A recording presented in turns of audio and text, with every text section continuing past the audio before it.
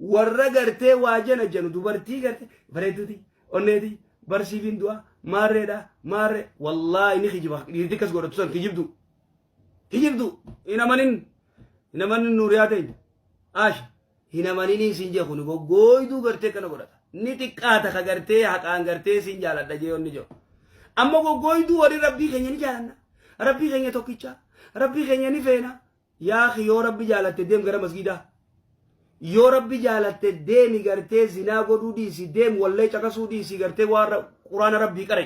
yoo rabbi jaalatte yookaan irraa dhiisi gaa gogoyduu rabbi jaalanne jechaan olini aatti shawwud raasin tishawwudaalle sammuutee shawwadu jirtaa